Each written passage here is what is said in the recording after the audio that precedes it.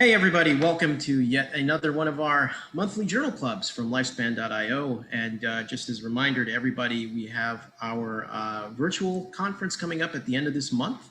What is it, Steve? The exact dates? I want to say 19, 20, 21, 22, but it might be off by date on there. Well, I hope you'd know the answer to that, seeing as you're going to be hosting it. Well, I usually know these things 12 hours beforehand, so you know. Oliver, you promise not to reveal any of their secrets. It's August the 19th to the 22nd, and don't worry, folks. Oliver will definitely be there because we will poke him with a very, very big stick to make sure he is. Hey, I got the dates right. So, okay. All right. So those of you who haven't bought tickets, I assume we still have tickets available because it's a virtual. Oh no. We're not selling tickets. No. What are you talking about? Of course we are. We've got loads. We've got plenty. Okay. Well, I'm a lousy salesperson. Okay, so come one, come all. Get online. Do attend, and it's going to be awesome as usual. And hopefully we'll be able to do this in the flesh next year. As long as we don't have some other freaky pandemic hit us. Okay, for this month, we have an interesting paper here. It's a little bit different. It's a clinical paper. It actually looks at a longitudinal study that was done, and they basically use data to look at what might be the fundamental molecular cause of Alzheimer's disease. And some of us are probably like, well, we already know what the fundamental causes of Alzheimer's disease are, right? Beta amyloid plaques, neurofibrillary tangles. We have this mechanism hammered down really solidly. Well, the truth is a little bit more complicated than that. Science is always, evolving. New data is coming in, and there's a bit of nuance to this, and this paper sheds light on this nuance. So I want to share my screen a little bit, just do a little bit of background here. Before I kind of jump into this paper. Let's take a look, share this. Share screen. Oops. Can everybody see this slide right now? Is that a yes? Because I don't see anybody, so no auditory. No, okay, all right. No, your sharing is not working. Okay, let's try. Let's go share screen again. It worked before. Okay, let's try that again. It's doing something now. Yep. Okay, now it's sharing. Great, excellent. Okay, so clinical progression of Alzheimer's disease. So Alzheimer's disease is kind of one of the causative agents of dementias. Dementia is basically a clinical manifestation of symptoms where you basically have a litany of things that go wrong, such as memory loss, loss of higher cognitive functions, and planning for the future, and various types of emotional disturbances. And dementia can be caused by a number of things, not just Alzheimer's, although Alzheimer's is really kind of the primary driver of dementias for, as we age. But certainly dementias can be caused by concussions. They can be caused by vitamin deficiencies,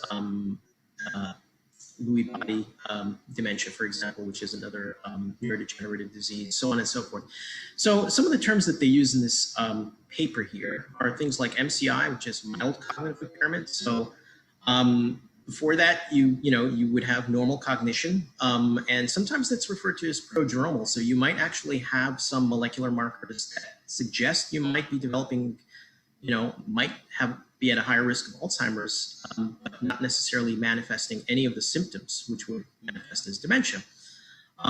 So mild cognitive impairment is kind of the early stage, and then you have various degrees of severity as Alzheimer's disease progresses: mild, moderate, severe, and this is from the ALZ.org website, until it's really so bad that you basically lose the ability to really do basic vital bodily functions such as swallowing and breathing, and that's really kind of at the terminal stage. But before that, you have a lot of other losses that occur.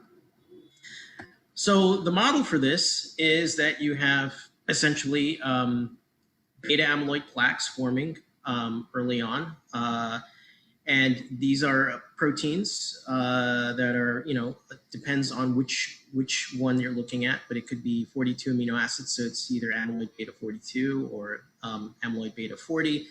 And these are found in two forms. And this is important for the paper. They're found either in the soluble form or in insoluble basically insoluble aggregated form, which is known as amyloid plaques. So they form these kind of stacked beta pleated sheet structures. And they form externally, and it's believed that these amyloid plaques themselves contribute to toxicity to the neurons.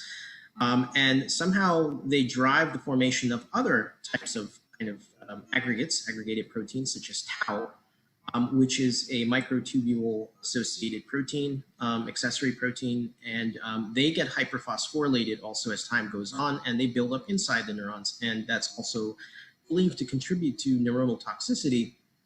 And this manifests clinically if there's an MRI done or other type of scan where you basically have cortical atrophy or cortical loss, and you have greater volume of in between the spaces in the cortex forming, and that's usually pretty severe at that point.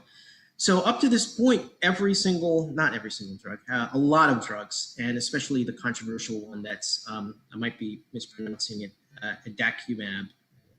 It's an antibody. Adacumab. It was in the New York Times. It was just basically kind of fast-tracked through the FDA as a potential treatment for Alzheimer's disease because it basically targets amyloid plaques for clearance. So this is from 2019. I don't think these ratios have changed dramatically, but basically the landscape is pretty bleak for drugs.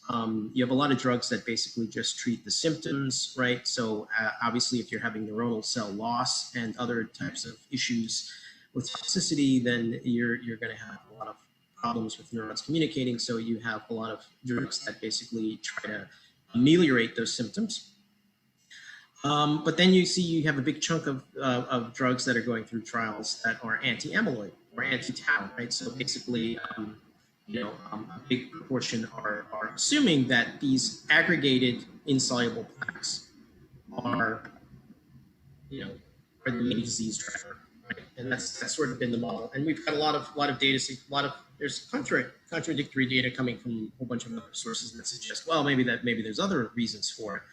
But that's sort of the conventional outlook, and this paper sort of turns it on its head, in that, and I'm a little surprised that this data kind of has been looked at from this perspective so recently, from 2021, and there's and there's really not that many figures here, but essentially what their data suggests, the authors, and I'm going to share the screen here.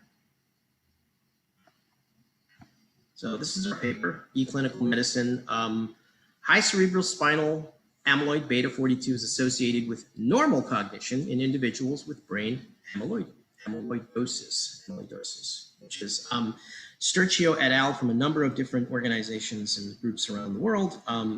So basically Stanford, the Karolinska Institute in Sweden,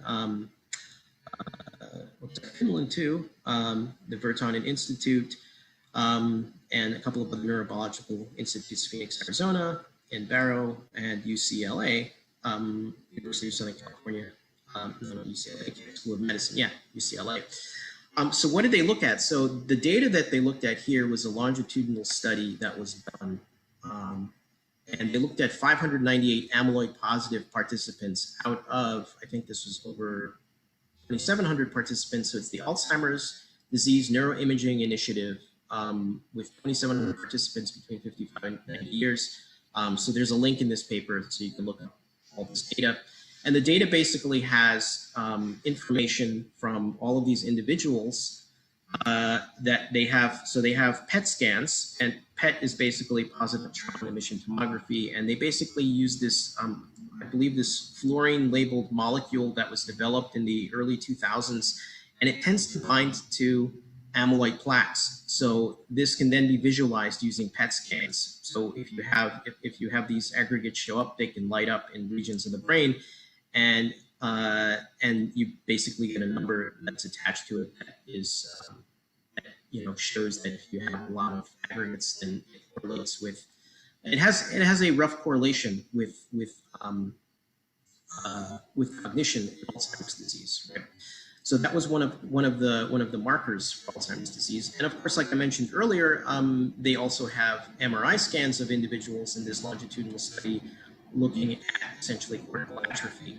So one of the characteristics of Alzheimer's disease is eventual neuronal cell loss. So you basically have cortical atrophy.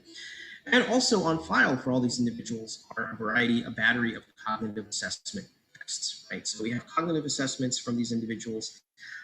And importantly for this paper, for a lot of these patients, and that's why not all these patients have all these diagnostics done. So it's the 598 patients.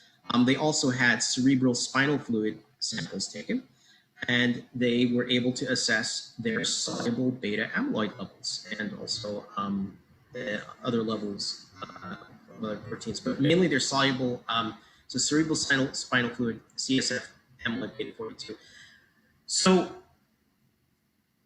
the punchline of this paper essentially is what they noticed is, yes, you do have, not everybody. So there's a number of paradoxes, first of all, that I mentioned here and that they mentioned in the paper. So first of all, the one glaring thing is the failure of a lot of drugs that target amyloid plaques to kind of go through and work in clinical trial settings. So a lot of people have been really disgruntled that, well, if it's amyloid plaques and we're targeting amyloid plaques, how come we're not really seeing any benefit from decreasing amyloid plaques, right? I mean, something's got to work. And the other issue is that not everybody who has high levels of amyloid plaques develops Alzheimer's disease. And they give a ratio here, which is quite telling. I probably have it highlighted here somewhere. Well, I don't want to scroll through here. So yeah, identification of brain amyloidosis, which means incidences of amyloid plaques in 30 to 40% of individuals in their 70s, and 50% of centenarians don't have cognitive impairment. So there are huge amounts of people that, that yes, there is a rough correlation between presence of amyloid plaques and aggregates, but a lot of people, you would expect there to be a lot more people with Alzheimer's disease if it was purely a buildup of aggregated amyloid plaques. So what they looked at here essentially is, well, let's look at the levels of soluble amyloid, and sort of the punchline here is that the correlation is stronger. So basically higher levels of, so let's just scroll through here. This is just all the different individuals and their kind of the breakdown. But I'm going to just kind of go to figure 1. So these is from cognitive assessment tools. So NC is normal cognition, MCI, mild cognitive impairment, AD, Alzheimer's disease. And there's a very strong correlation with soluble amyloid beta 42 levels in cerebral spinal fluid that basically goes down. So one of the kind of key takeaway points here is that the levels of amyloid beta 42 that are soluble, regardless of whether or not you have high levels or low levels of, and this is kind of important when we go here. So B is looking at, so these are diagnostic categories using PET scans also. So CL is, forgot what it, centiloids. It's kind of a weird thing. So SUVR is, I think, standardized uptake of this fluorescent level, this fluorine labeled marker that binds to aggregates, and CL just lets you compare. It gets a little complicated here. So they basically have 2 different types of fluorine markers and 2 types of PET scans. So CL basically just kind of standardizes across these 2 different types of PET scans, so they can correlate one with the other, because some patients had one, some had others. And essentially here, if you look at mild normal cognition, mild cognitive impairment or Alzheimer's disease, the severity of the disease actually correlated again to soluble amyloid beta 42 levels.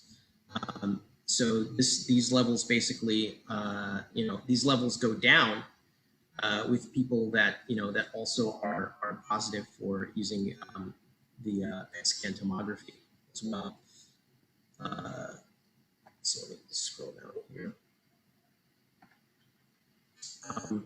So these charts here, again, so these are all basically just correlations. So figure 2 and figure 3, basically adjusted probability of amyloid positive, normal cognition versus Alzheimer's disease. So on a variety of diagnostic criteria. So NC versus Alzheimer's disease. So this is basically probability of normal cognition versus Alzheimer's versus soluble amyloid beta 42. And of course, as the soluble, even people that are diagnosed with mild cognitive impairment or Alzheimer's disease, if you have a higher level, if you have a higher level of soluble amyloid beta 42,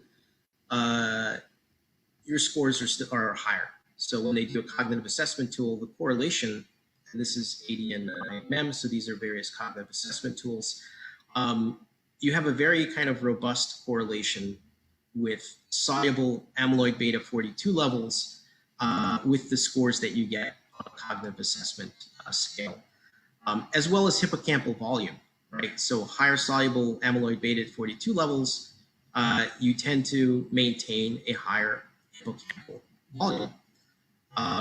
So this is pretty interesting. And they do a variety of other, so this, again, looking at hippocampal volume. So it's a longitudinal study where they basically looked at the data of all these individuals, and the strongest correlation that they got using statistical analyses amongst all these participants, whether or not they had high levels of aggregated amyloid beta or not, is that if the cognition levels were higher, you had a stronger correlation with soluble levels of amyloid beta 42 in your cerebrospinal fluid, which and they mentioned in the paper that the data suggests that this correlation strongly suggests that that the effects are more of a loss of function, or basically a loss of soluble amyloid beta 42 versus a gain of function toxicity model for aggregated proteins. Not that there isn't some maybe toxicity associated with aggregated forms of amyloid beta 42, but that the correlations are much more robust with a loss of function model. And that seems to be playing a greater role, which I find kind of fascinating on two counts. One is that in the paper they mentioned that when a clinical diagnosis is done, well, actually at the molecular biological level, when a diagnosis is nowadays done, whether or not you have a high probability of Alzheimer's, it's either or. Either you have low levels of circulating low levels of soluble amyloid beta 42, or you have high levels of aggregated amyloid beta 42 through positron emission tomography. The assumption being that they both kind of correlate. And here they're saying, well, it's not necessarily a correlation. You can have higher levels of aggregates, like we've seen with people that are centenarians and have high levels of amyloids. The 50% have normal cognition, but those individuals have high levels of soluble amyloid beta 42. So it seems that we might need to, I guess the data here to me suggests that we might need to kind of rethink this model when it comes to therapeutic interventions. And if this is correct, then merely getting rid of aggregated amyloid beta 42 plaques is not going to do anything if you still have low levels of soluble amyloid beta 42. Of course, if you break up those plaques and more of it goes into a soluble form, that's a different story. But if you just get rid of aggregates and for some reason the cells are not producing enough soluble amyloid beta 42, there's still going to be neurotoxicity. There's still going to be a manifestation of cognitive impairment in Alzheimer's disease. And I haven't done a thorough literature search, so I don't know how many times in the past this has been raised. But I think it might be the first time I'm hearing of so strongly from a paper that it is soluble levels that are performing a normal vital function. And of course, soluble amyloid beta 42 has a number of functions that are attributed to it. There's papers suggesting that it has antimicrobial functions and other additional functions that might be neuroprotective. And a loss of this would be a loss of these neuroprotective functions. Of course, the authors just speculate at this point because in this paper, they're just showing a correlation between the two, and they're showing a robust correlation that if you look at hippocampal atrophy, if you look at cognitive assessment tools, you have a very high, very low p-value and very high statistical correlation with high levels of cerebrospinal fluid, soluble amyloid beta 42, and cognition. So I don't know if anybody else has seen a similar study that kind of makes this point so directly. Not sure. The authors claim they're the first folks who have actually looked at levels of soluble AB42. Which I'm surprised. Yeah, that really surprised me too. Like I've only done a little glance at the literature, but there've been ostensible antibodies for soluble AB42 since at least 96. Yeah, for a long time. Yeah. And it's kind of crazy to me that someone wouldn't have done this study. Like it's basically you do your spinal taps and you just do an immunoassay. Mm-hmm. That's the study. I would love to know, like, what's the catch? Like, presumably that there's something hard about this that has made people not have attempted this in the last 25 years.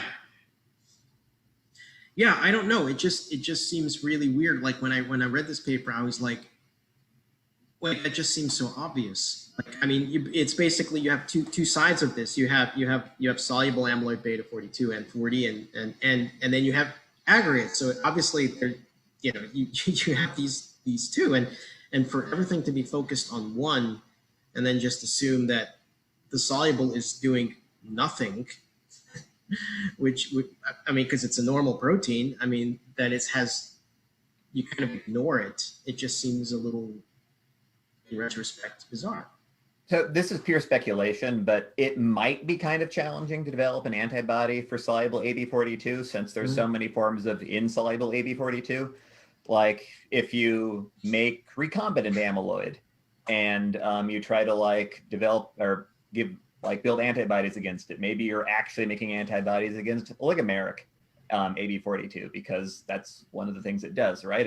It polymerizes. Mm-hmm. So it might have been hard to make a specific antibody.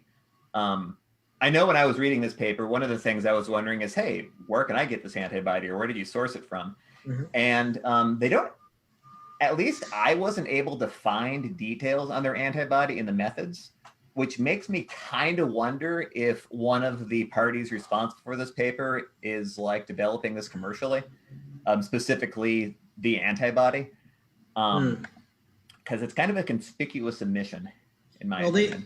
I mean, this is data that they have already from this longitudinal study, right? So this was stuff that they have on file, and they basically went through this information.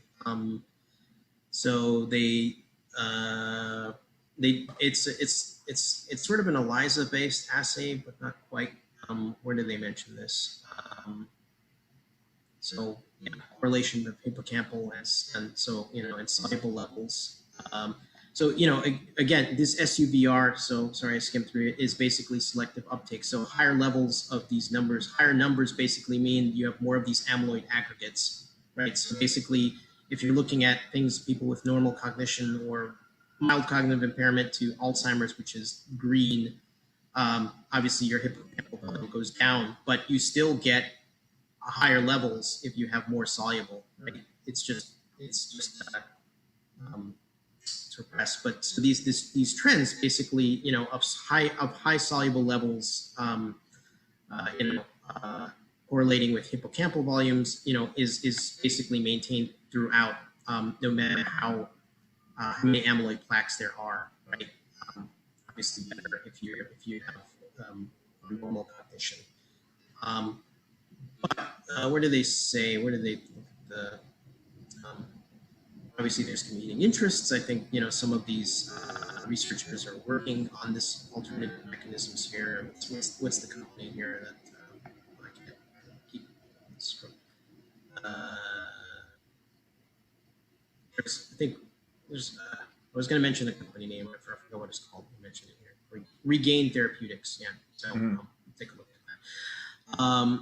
So what do they do for, how do they measure the cerebrospinal fluid levels? Where's the materials and methods? Example, iris. I think it's section 2.3. They did ECL. Yeah, ECLI. Yeah, electrochemiluminescence immunoassay. So obviously, yeah, no mention is given how it was immunoassayed actually. There's no. I don't know. Maybe it's mentioned in the data for this link here, in the Alzheimer's Disease Neuroimaging Initiative. Maybe it was part of that initiative. I'd have to take a look in there. But suffice it to say, if this is repeatable, and this is, I mean, the data here seems pretty robust from the sample size they have here. Then of course this points the direction towards the therapeutics that basically boost levels of soluble amyloid beta 42 somehow, right? I'm not sure off the top of my head how you can do that. The obvious way would be to inject soluble amyloid beta 42 into the brain or the interstitial spaces, but or use some sort of gene therapy to regulate amyloid beta 42. I don't know. I mean, obviously the best way to do it is some sort of intervention that's not very non-invasive, like a small molecule that can somehow cause more, through some mechanism, cause more soluble amyloid beta 42 levels to go up. And off the top of my head, I don't know. I haven't been thinking about soluble amyloid beta 42, so maybe there's something out there that we're missing. Maybe there's papers out there that suggest that something out there can boost levels safely of soluble amyloid beta 42. Again, it seems very strange that many, when I put up the slide of what the drug companies are after, I don't think in that pie chart was anything that said we are trying to boost soluble levels of amyloid beta 42. Right, so there was there's antibodies against aggregated forms of all these proteins, and of course things that are hitting symptoms, replenishing lost neurotransmitters, for example, because of neuronal cell loss. So basically, very psychiatric medications to treat depression and emotional outbursts. But I don't think there's anything in that. Let me see. Share my screen.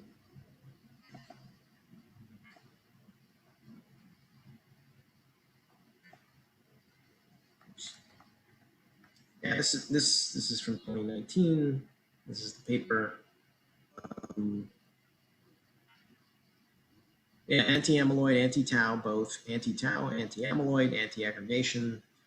Neuroprotection, anti-inflammatory. Maybe there's something in this 21% categories. I don't know. Symptomatic, neuropsychiatric. Yeah.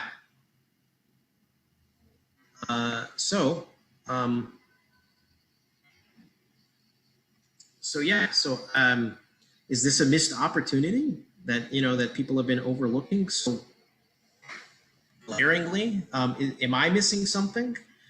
Is there somebody on our panel that would say, these guys are completely, of course, they just looked at all their data completely wrong. Of course, it's not soluble amyloid beta, and they're missing something so obvious. But I don't know. There's a lot of top institutes on this paper, and they claim that this is the first such study that mentions this. And it has been known for quite a long time that the ratio of soluble amyloid beta 42 over 40 in the cerebral spinal fluid is a biomarker for plaques in Alzheimer's.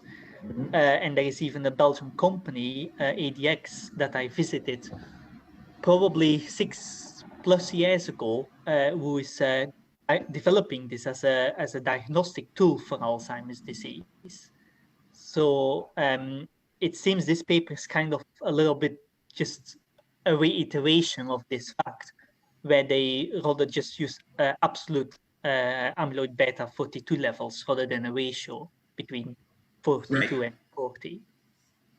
You're suggesting that the company that you mentioned is looking at the soluble levels as a ratio, again, ignoring kind of per se the soluble levels and saying that's really telling us more about the aggregates, and it's the aggregate gain of function toxicity which is causing the problem, rather than low soluble levels.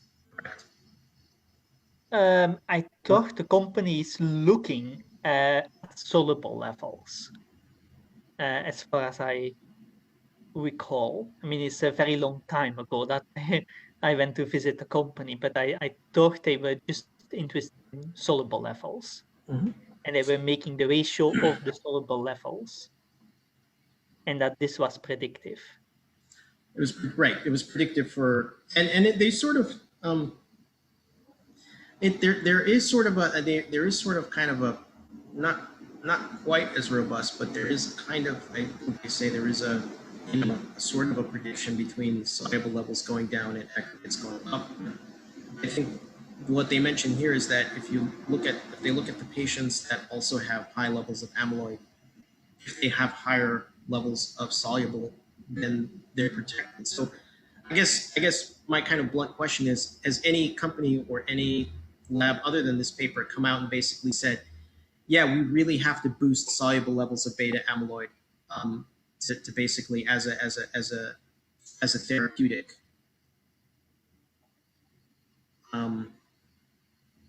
I guess that's my question. Rather than using it as a proxy measurement for aggregates or something else. And according to this paper, this is the first time that such a statement has been made. Sven has put this here. adxneurosciences.com. Adx Neurosciences. I'm just hitting this portfolio. Biomarkers and antibodies. And they do mention in the paper that low levels of is it low levels? Yeah, that low levels of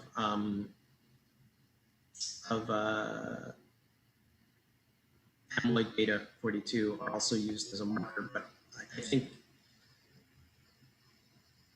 they have antibodies here. Okay. But I think everybody's kind of looking at it from the perspective of a correlation, like you said, Sven, between that and like a ratio between that and aggregates, and then everything, all the arrows are sort of pointing towards the aggregates.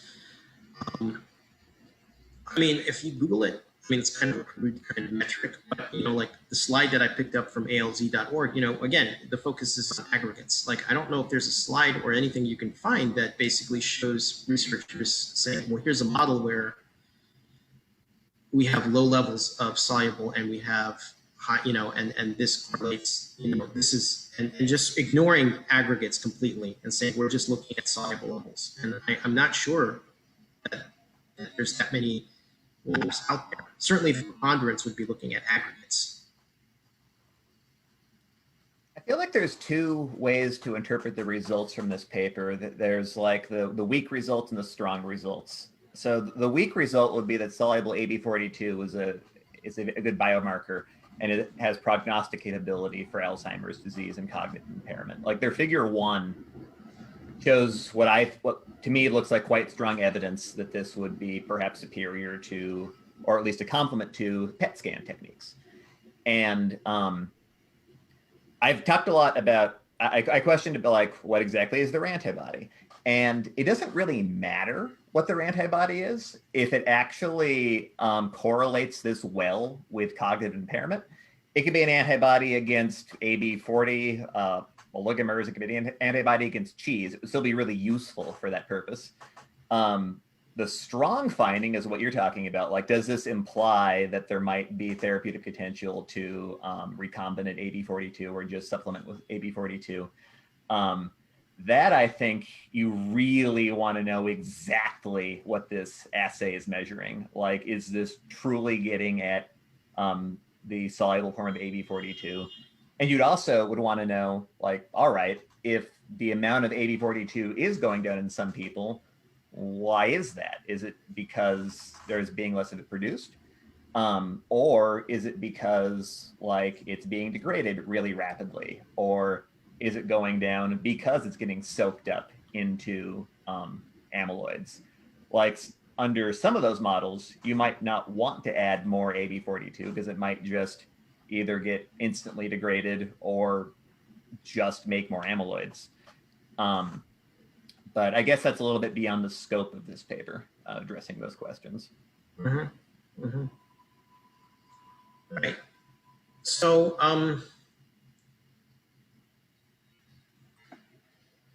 yeah, I don't think they mentioned, any way that we could, I don't know of any mechanistic way to get soluble levels to go up. But they, they do mention, again, it's quite, they haven't done kind of a more thorough statistical analysis on some of the stuff that they pulled up, which with the correlation with centenarians, for example, where you would basically predict 5 times more Alzheimer's based purely on amyloid aggregates than what you notice, what you see. And I don't think they have the number there of, if looking at those centenarians with high levels of amyloids, I think, I don't know if they attached a number to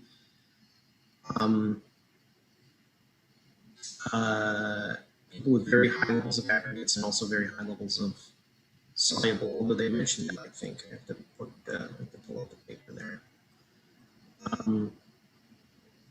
It's very intriguing, and I'm just not sure if it's because of the difficulty of coming up with a drug that boosts soluble amyloid levels that people have been looking in that direction.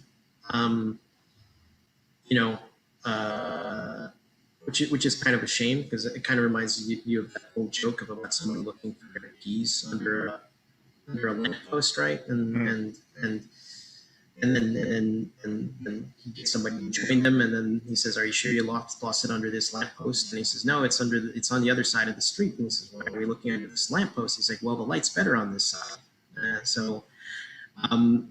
Why are we looking at antibodies that hit aggregates? He's like, "Well, because it's the only kind of drugs we can come up with. We can't figure out a way to boost amyloid, soluble amyloid." So I don't know if that's kind of a glib answer, but there must be some explanation for why we're not looking in that direction as well for a suitable drug candidate. Hey, if we could get back in the weeds of the figures for a minute. Yeah. Figures 3 and 4, where they're looking at correlations between their cognitive function and hippocampal volume versus their soluble AB42 biomarker. I feel like I'm a little confused by these figures. These are the best correlation graphs I've seen in my life. These are perfectly straight lines. And do you understand what's going on here? Like, they say they're looking at adjusted associations. When I look at these graphs, I'm assuming, okay, they're doing some sort of Pearson correlation analysis just to look at how strong of an association they have between their readouts, their function or hippocampus stuff versus their biomarker. But like, there's nothing that good. Like, as far as, no matter how good soluble AB42 is, you're not going to have R equals 1. So I don't do you know what these figures are? Like, I feel like I don't understand what I'm looking at here. Not exactly. I'd have to pull up the data, supplemental data, and see how many people they actually looked at for this, but no. So these are the cognitive scores on the A and B and the hippocampal volume on C, and like you said, there's a very, very, very strong correlation there. Let's see, where did they mention this in the text? When they actually got the adjusted analyses. Not down here. I have to go into the weeds here, like you said, into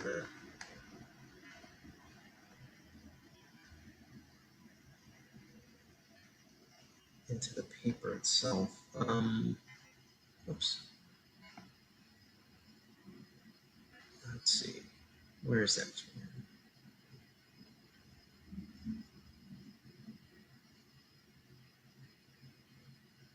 No, I'd have to pull up the. I wouldn't be able to. Let's see. Is that 122?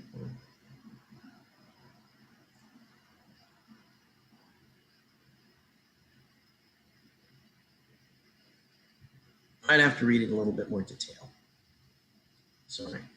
To see if see how they got such a tight association, like you mentioned. Yeah. Okay. But yes, it is surprisingly good correlation there. Results adjusted for age, sex, education, 8.4, something like. Yeah. So suffice it to say, according to your data analysis here, it is a very, very strong correlation.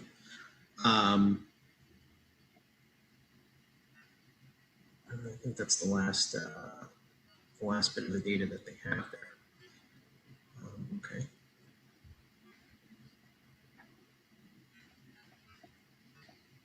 So yeah, I don't know of any other paper that's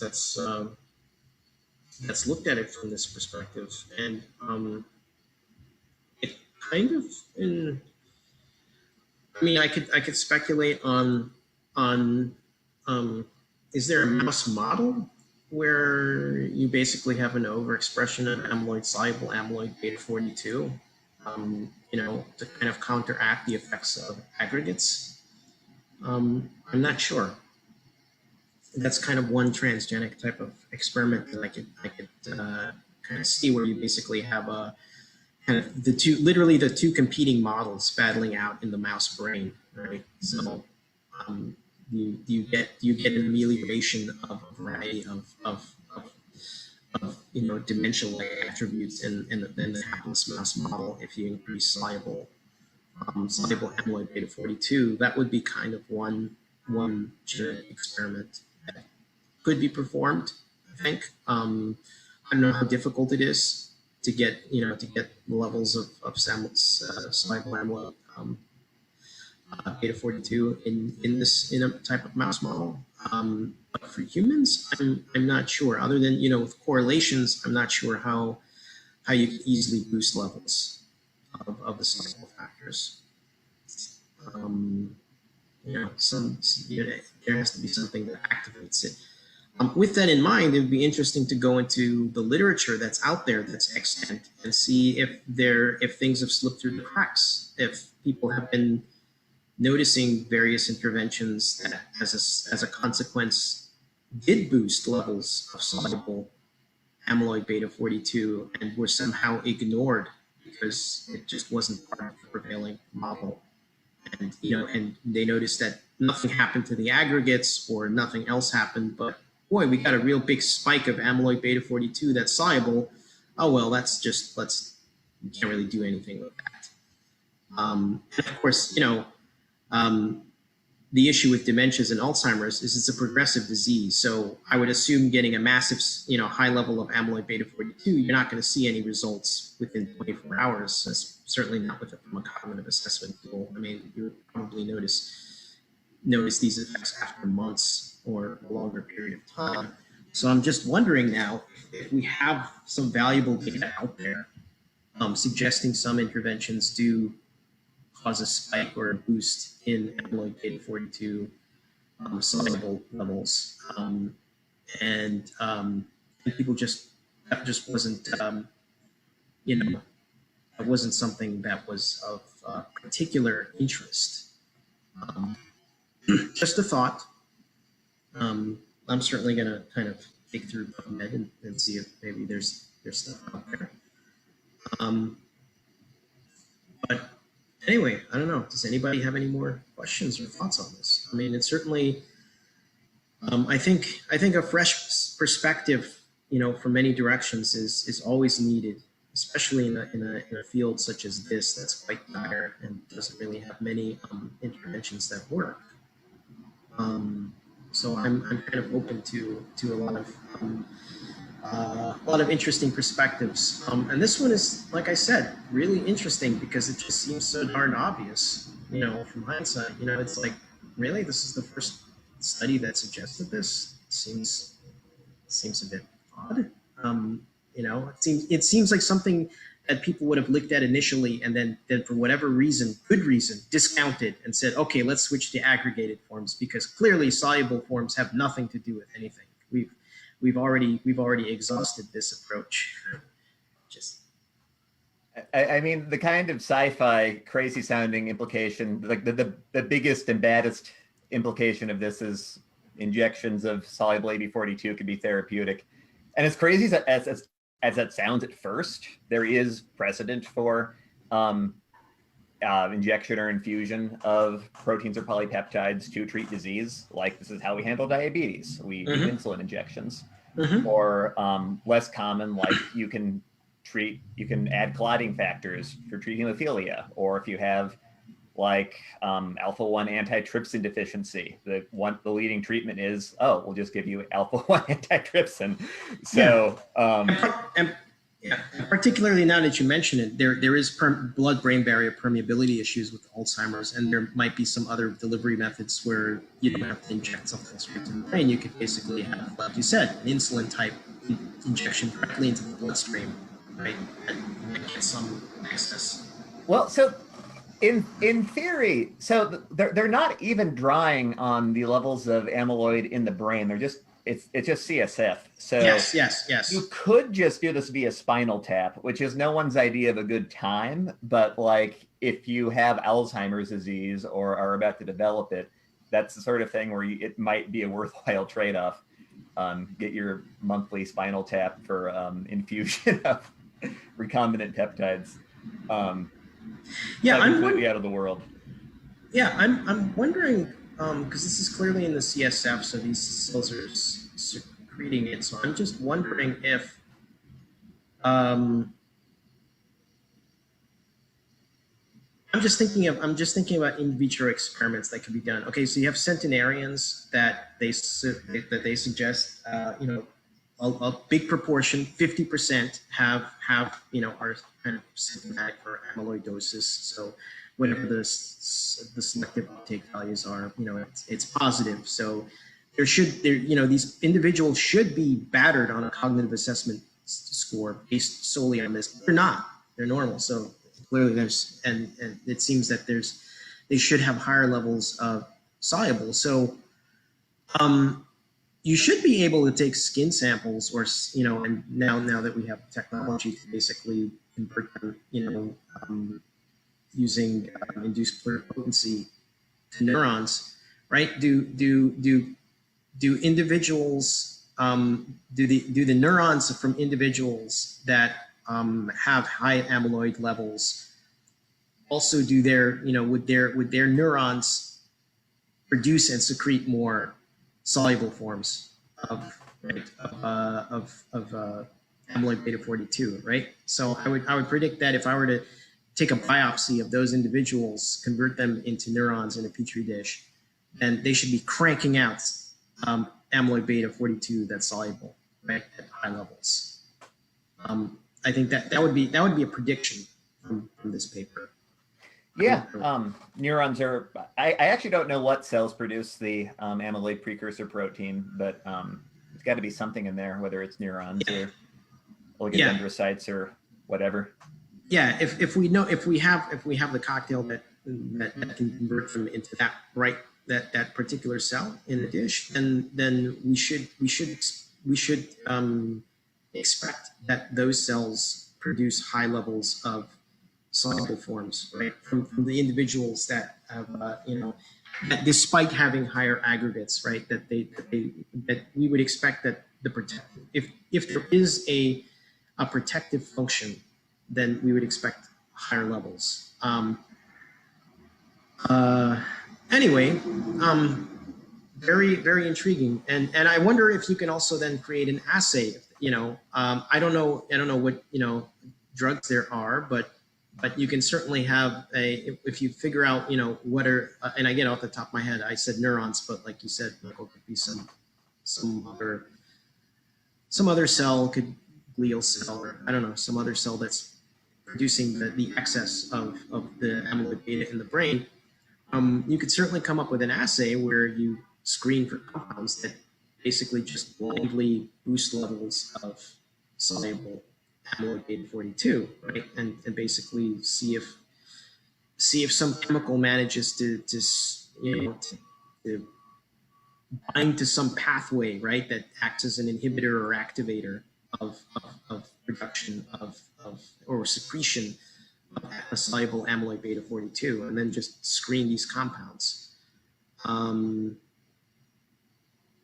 So yeah. One final thought. So you mentioned the aducanumab, which I also don't know how to pronounce, but the recent. I think you got it correct. That sounds I can correct. Spell it. I can't say it. But the recent FDA approval, monoclonal antibody against amyloid plaques. So there's been controversy over whether this is actually something that would be good, because even if you can get rid of amyloid plaques, well, does that actually treat Alzheimer's disease? And people will kind of argue about that. But whether or not you think that decreasing plaques in and of itself might be useful, you might revisit the idea of something like aducanumab as a treatment which might indirectly increase the amount of soluble AB42.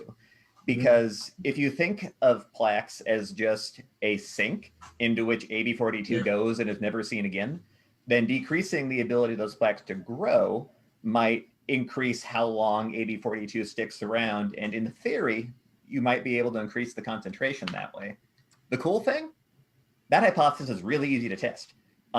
Since this is just an antibody assay, you could run a clinical trial where you just try aducanumab, and then you just do the exact same experiments that this paper did and try to see if that could be, if increasing soluble AB42 might be an effect.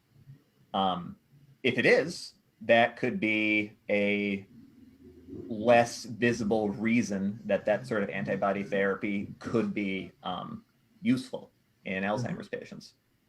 The assumption here is that the cells that produce soluble forms of amyloid beta 42 are not being, like in diabetes, exhausted in their ability to produce soluble amyloid beta 42. There could be another model where you do have plaques building up and you do have lower levels of amyloid beta 42 that's soluble, but the real problem is that the cells are slowing down their production of soluble. So even though you get rid of those aggregates, and that kind of shifts the equilibrium to try to get the cells to produce more soluble, or via Le Chatelier's principle in chemistry, it doesn't work because the cells fundamentally can't, like your beta islet cells can't produce enough insulin. They can't produce anymore.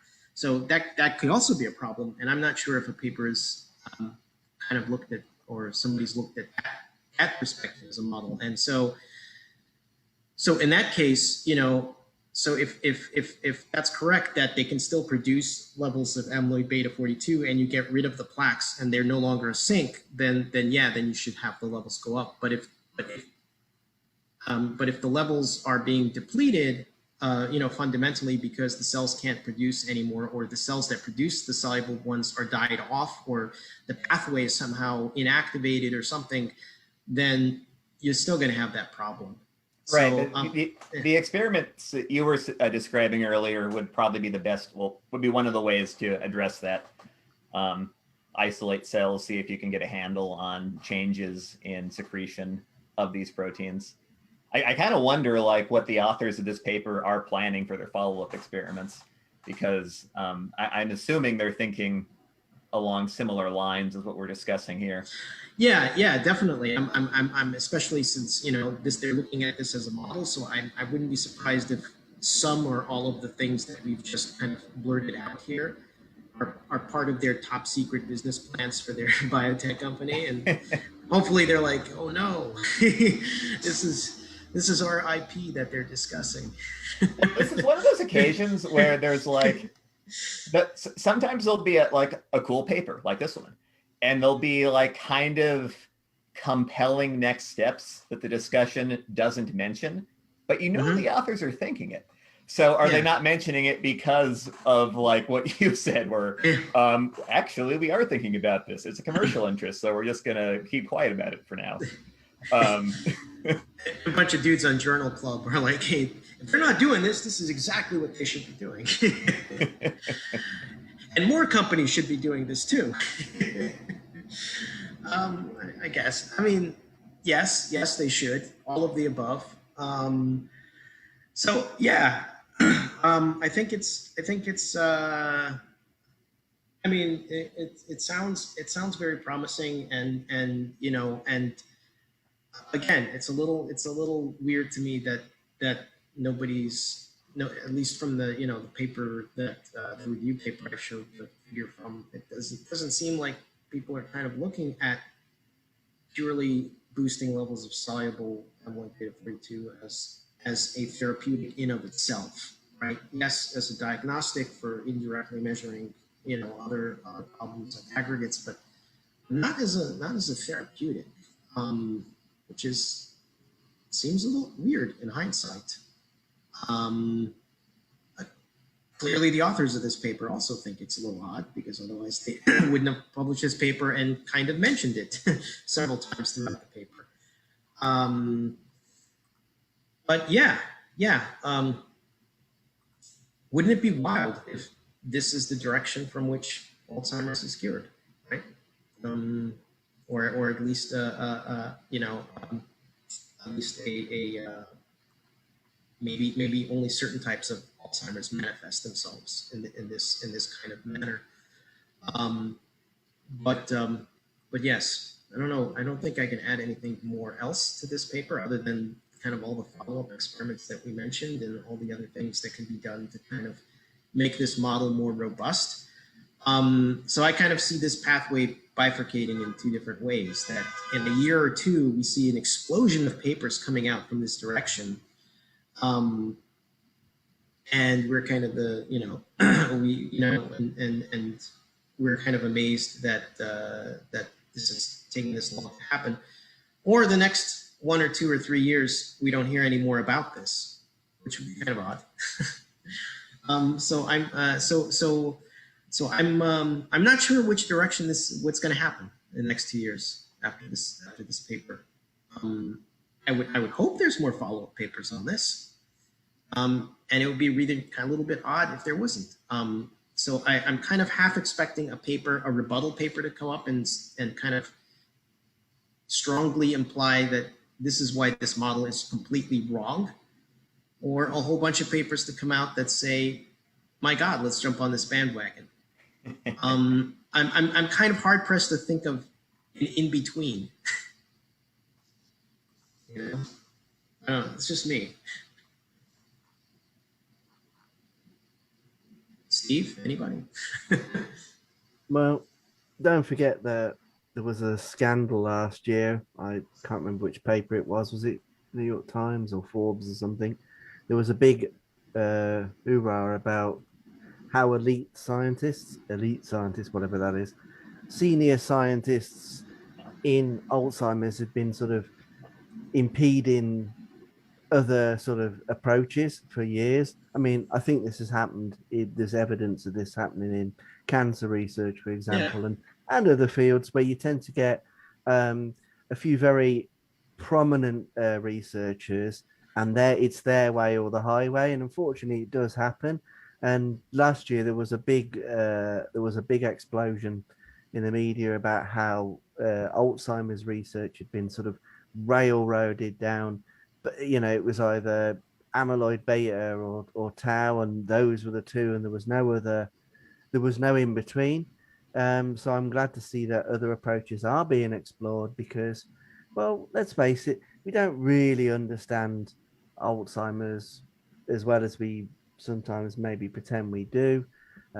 You and I have talked about this before in previous episodes where we've talked about the different kinds of Alzheimer's, and there may be, in fact, one that's instigated by the microbiome, and then one that may be instigated by other, other means. So, yeah, I honestly think there basically can't be enough of this sort of stuff. The more sort of science, approaches which have got merit, the better, as far as I'm concerned. All sort of things need to be looked at and tested within reason, and I think it's foolish to stick with the two main hypotheses is because that's how it's always been done. I'm no disrespect to the people that work in the field, but what have you got after 30 years? I'm gonna say I'm less than impressed with the results. What's that new drug that the FDA has just approved, and now there's a big scandal about it? Michael can pronounce it. Aducanumab. Yeah, and now there's a big scandal about it because basically, I understand it does bugger all. Well, it was a scandal. Not scandal. Well, it was a controversy before it even got approved. Yeah, it essentially does bugger all, and now somebody very senior in the FDA wants to know, well, what the hell? Why was this even approved? Because it doesn't even seem to, have any effect on the disease. Well, surely disease modification is the primary sort of outcome that you want from a drug like that, right? So what's going on? What's going on? So Money? when you mentioned alternative hypotheses and the microbiome, again, there's a number of different molecular attributes to. There's a bunch of different things that soluble forms of amyloid beta proteins are presumed to do, regulating metabolism, but also as an antimicrobial. And here's a hypothesis I'm going to throw out there. I don't have maybe I should work on this myself. But there's just so many things we can, So I'm going to mention this. Maybe somebody else already has the setup to do it. But if it is an antimicrobial, and I mentioned before, maybe cells are being depleted of soluble amyloid beta 42, right? So maybe if your body is being challenged, your brain is being challenged microbially, right? So imagine a whole bunch of different things happening to you, which is causing your cells to basically put up a protective force field of amyloid beta soluble, right? And it's sort of like insulin depletion, right? Whatever it is, let's say it's microbes or some other thing or some other factor. Some people maybe have the ability genetically to continuously churn out high levels of amyloid beta 42, and other people don't. And once that depletion happens, then you have problems, right? So I'll throw out this hypothesis here if nobody else has hypothesized this before, based on this paper here, and based on a whole bunch of other things that were mentioned, including what Steve just mentioned. Perhaps Alzheimer's is akin to a soluble amyloid beta 42 and other amyloid factor. It's a depletion model, and akin to pancreatic beta, islet cell exhaustion of insulin secretion. Perhaps it is an exhaustion of amyloid beta 42 secreting cells. Okay, there. I'll throw that out as a testable hypothesis, as a general mechanism for Alzheimer's disease, if nobody else has mentioned it before. Could also be a drainage issue as well. The drainage hypothesis as well, with the cribriform plate. Yeah, I think that's got merit too. That's another hypothesis. Yeah. Like the old advert with the girl. Why not both? It could be both, guys. It could be. It could essentially be a deficiency problem, which then leads to, in some way, a buildup of too many plaques, which at some point then becomes a problem beyond a tipping point because there's a lack of drainage. It could be all three, guys. it could be all three. Yeah. Anyway, I mean, come on, how complicated is biology, right? I mean, it's really simple. these are all tests. You know, these are all falsifiable. So everything everything we talk about here on this program is science. That therefore it's all falsifiable. So anything we suggest as a hypothesis could be easily falsified. So so if it is a depletion model, that is totally testable. We can certainly test that both in vitro and in vivo and see if that is the case. It certainly is suggested, kind of, by this paper. Although why do some people have lower levels of amyloid beta 42 than others?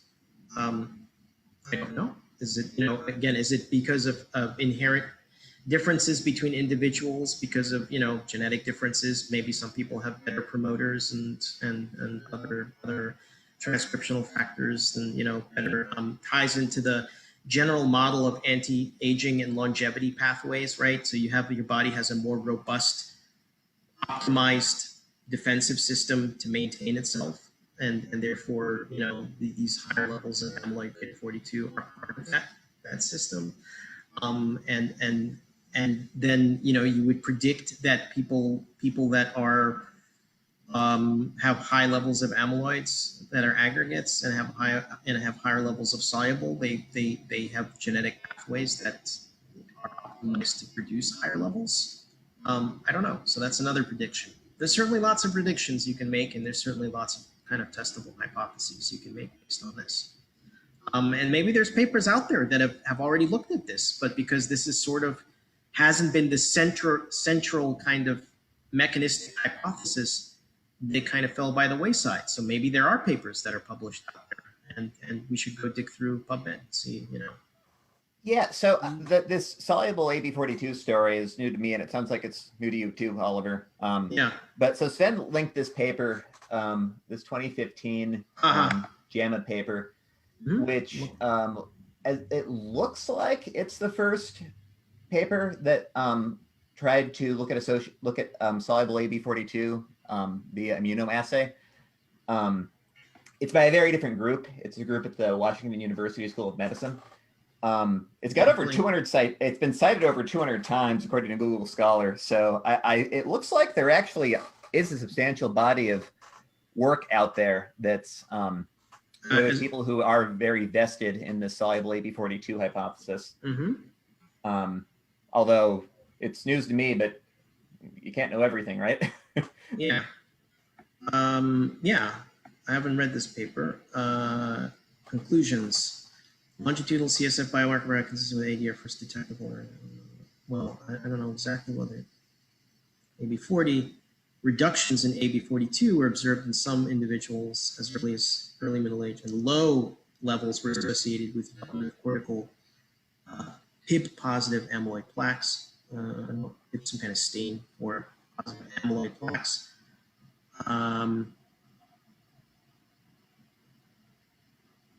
Yeah. I'm not sure because I'm just looking at the paper too. This particular paper looks like it's looking at changes over time, or basically aging associated changes, as opposed to the Alzheimer's disease versus like age matched healthy controls that this paper's doing. But they're still looking at AB42 antibody, or they're looking at AB42 concentration via antibodies. What I'd like to do is find a paper that looks at, really kind of the definitive thing would be a very, and they mentioned it in the previous paper, maybe it was in their data, but I missed it, but for there to be basically a solid correlation, a strong correlation between high levels of, I don't know if they're maybe at a certain high level of amyloid beta 42 aggregates, it's sort of, there is a certain toxicity involved. So that's, that kind of complicates things. It could be a little bit of both, but maybe soluble is more important than the aggregates. I don't know. So it might not be an either or, clean relationship. But a really robust suggestion would be if you have a whole bunch of people that have high enough levels via PET scans of amyloid beta aggregates, that if you just took that as a diagnostic, you would say that they're cognitively impaired, but they are not. And yet most of them have extremely high levels or significantly higher levels of soluble amyloid beta 42. Well, to me, that would be almost a slam dunk. Not quite, but that would be a very, I mean, there at that point, I would say, Occam's razor coming into play. I would say, that's the most direct explanation would be that it's the soluble levels that are function, regardless of what the aggregates are doing. I mean, otherwise, how would you explain without making some more convoluted explanation to explain what's going on? I mean, so that to me would be a pretty definitive, and that should be done. I mean, that could be done. We've got, I mean, I think there's, we have PET scans on people. I mean, they should have cerebros. I mean, if they have PET scans on centenarians and 70 plus that have high levels, and didn't they look at in this paper? Was that in their data here that they tried to tease that out? Just kind of look at the curves again.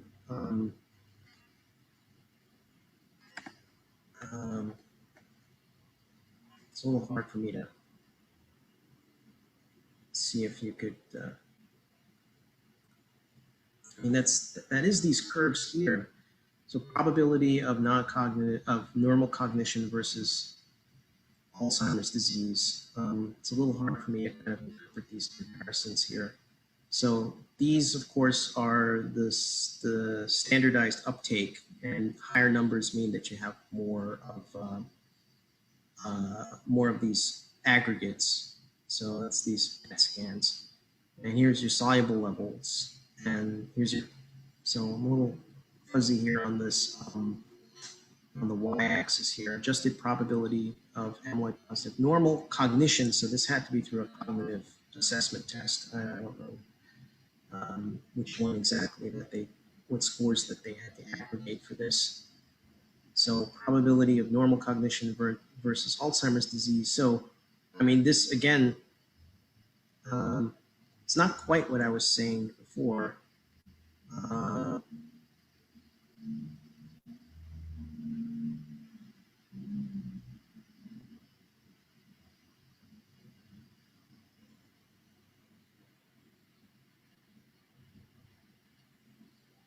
Oops. So if I'm reading this correctly here, that if you have individuals with a very high soluble level at a certain point of amyloid beta 42 picograms per mil, let's just get into 1500, that if your SUVR is 1.46, and I don't know exact, I guess this is a diagnostic for Alzheimer's disease. This is your standardized uptake. I'm not an expert at reading these PET scan numbers here.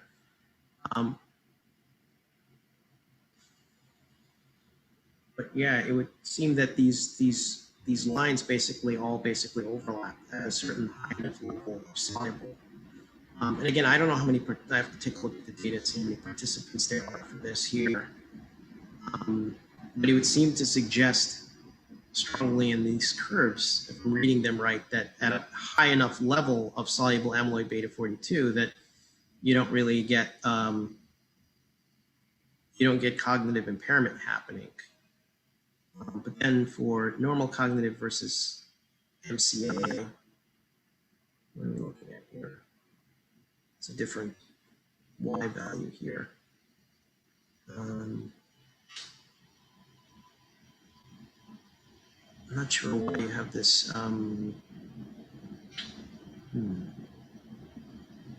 Anyway, I have to go and take a look at a little bit more detail in that data. But it seems to suggest that at a high enough level of soluble, from reading that right, soluble levels of amyloid beta 42, that you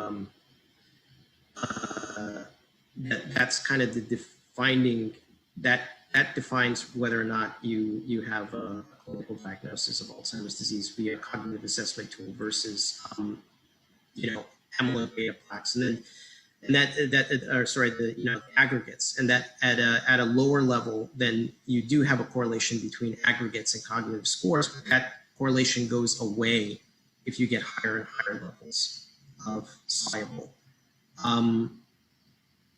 which is again quite telling here. So I think another study should be done looking, again, they mentioned like it would be really intriguing to look at these supercentenarians and see if there's this very robust correlation. But certainly the data here suggests that there is. Again, I don't know what else I can add to this. I think we've given several competing and perhaps maybe even not so competing complementary hypotheses on this broadcast here. I am intrigued. I'm very intrigued by this, and yeah, and this is going to tempt me to kind of go digging through literature and see if there's any diamonds in the rough, so to speak, that have been missed.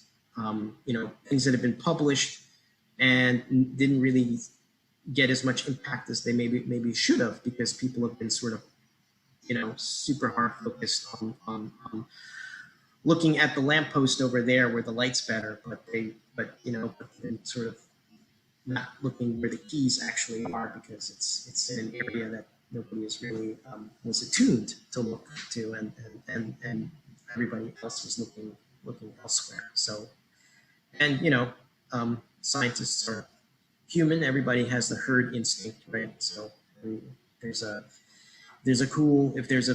if most people think that that's the best hypothesis, that's where most of the funding's going to go, and that's kind of where everybody's going to go. Not there's always anything wrong with that, but we've been looking in that direction for a long time, and maybe the herd should shift in this direction again. I'll be interested to see how this landscape looks in the next couple of years. It'd be very strange for me. I would expect a shakeup in either direction. It'd be strange if the status quo kind of stayed the status quo, and we didn't look more in this direction. But anyway, that's all I've got. Very cool paper. Thank you, Steve. Steve pulled this paper up, and I had a list of a bunch of other papers, and Steve said, "Let's take a look at this one." And I was like, "Yeah, sure. Let's take a look at this one." And at first glance, I was like, "Yeah, maybe it doesn't appear to be like not like our other papers, which have like 8 figures with like 100 subfigures for each 8 figure and go into molecular and biological nitty gritty. This one, I think, has some really profound implications if it's correct. So I'm so glad that you brought that up, Steve, and we're able to introduce this to everybody here and offer a fresh perspective on a very complicated and hard topic that people have been battering their heads against this wall for, as Steve mentioned, decades. So, all right. So we've got a conference coming up, and when is our next journal club? It's after the conference, is it not? It'll be very close to. Yeah, it will be actually. It'll be very close to just after the conference. If you do want to know about the conference, you can find out more at lifespan.io/conference. So there you go. We've got a little short URL for that. And yeah, and if you are one of the Lifespan heroes, some of you are here today, and you are supporting us every month, don't forget you can get a discount on those tickets. I think it's 20%. So if you haven't already, what are you waiting for, guys? What are you waiting for? I think Michael, I think you're already booked, so you're all right. I'm pretty sure I've seen your name on the list. Oh yeah, I got mine. Yeah, I think you were pretty early actually. But yeah, I mean, it's going to be good. We're still announcing speakers even now. I think there's going to be some pretty exciting news and all sorts of things to find out. So if you can make it, do come along. And that's about it. We haven't really decided at this point what we're going to do next on the Journal Club. Oliver, I know you've got a few papers shortlisted. As always, anybody can suggest a paper. Please do. If you've got an interesting paper, you've seen it, you've got a burning desire for Oliver to dissect it and evaluate it, let us know. We'll take a look and we will always consider it. Doesn't matter whether you're a hero or not. Do let us know. Get in touch with us. Just drop us a line via the website with your suggestions. There's a lot of exciting papers out there. There's a lot of very exciting things going on, and quite honestly, we don't always see them all straight away. So if you found something, you got a burning desire for us to talk about it, let us know. I think that's fair, right? Mm-hmm.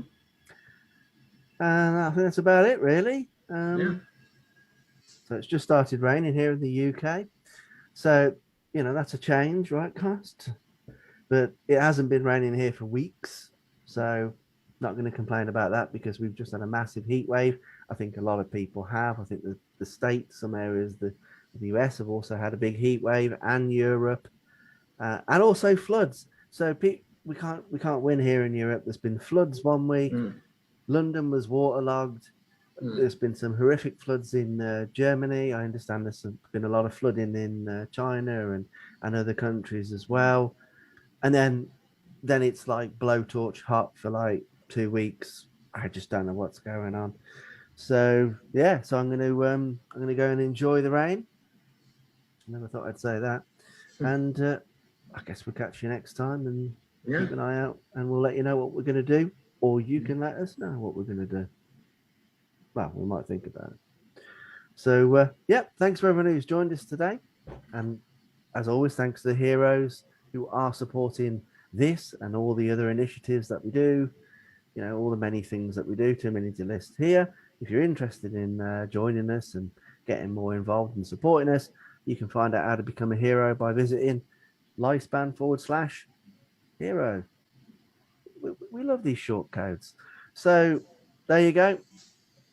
We'll catch you next time. I like Oliver's coffee cup.